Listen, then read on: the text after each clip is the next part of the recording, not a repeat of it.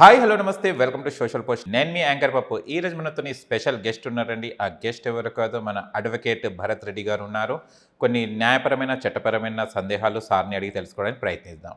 నమస్తే sir. Hello అండి, ఎలా ఉన్నారు? ఆల్ గుడ్ అండి. How you? ఇది చాలా వరకు ఫస్ట్ భార్య సెకండ్ భార్య అని చాలా వరకు తెలుస్తుంటాయి. చాలా మంది కోర్టు ఇవే వస్తుంటాయి. రెండో భార్యకి ఆస్తిలో హక్కు ఉంటుందా సార్? సో ఫస్ట్ థింగ్ అండి, when the first wife is మొదటి భార్య కనుక బతుకుంటే రెండో పెళ్లి చేసుకోవడం చట్టరీత్యా వర్తించదు. కానీ మొదటి భార్య చనిపోయిన తదనంతరం ఇంకొక ఆవిడని కనుక వారు పెళ్లి చేసుకున్నట్లయితే she will get the status of a wife. Okay, so మొదటి భార్య పిల్లలకి రెండో భార్య పిల్లలకి కూడా హక్కు ఒకటే ఉంటుంది. మొదటి భార్య బతికున్నప్పుడు రెండో భార్య ఉండడం ఇల్లీగల్, కానీ రెండో భార్య వల్ల కలిగిన సంతానానికి మాత్రం సేమ్ రైట్స్ ఉంటాయి. Same rights. ఎస్. ఓకే. ఒక తల్లి ఆస్తిలో అంటే తల్లి అంటే తన అమ్మగారి నుంచి తెచ్చుకున్న ఆస్తికి పిల్లలకి సంబంధం ఉంటుందా సార్? అడగడానికి హక్కు సెక్షన్ 14 అని ఒకటి ఉంటుందండి. దాని ప్రకారం female right to be absolute right.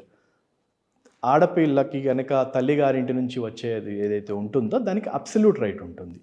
So అక్కడి నుంచి తన తదనంతరము పిల్లలకు వస్తుంది తప్పితే తను బతుకున్నప్పుడు వీళ్ళు షేర్ అడగడానికి ఉండదు. ఎందుకంటే మమ్మీ కదా అని అట్లా అడగడానికి అబ్సల్యూట్లీ నో. మళ్ళీ ఇట్ విల్ మళ్ళీ చెప్పి ఇందాక మళ్ళీ మనం వెనకపోతే సెల్ఫ్ ఎక్వైర్డా యాన్సిస్ట్రల్ అని చూడాలి. So this will come under self acquired. ఆమె స్వార్జితం కిందకే వస్తుంది. సో ఎప్పుడైతే స్వార్జితం అవుతుందో తన ఇష్టం. ఓకే. ఒకవేళ ప్రాపర్టీ సేల్ చేసేటప్పుడు సార్ చాలా వరకు మనవళ్ళు ఉంటారు.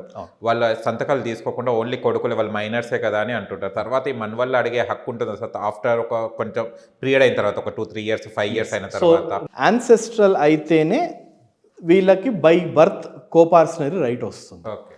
మళ్ళీ వీళ్ళు మేజర్స్ అయిన 3 ఏళ్ల లోపే ఛాలెంజ్ చేసుకోవాలి. లేదు వీళ్ళు మైనర్సు, వీళ్ళ తరఫున వీరి తల్లి కానీ ఎవరైనా కేసు కొట్లాడవచ్చు.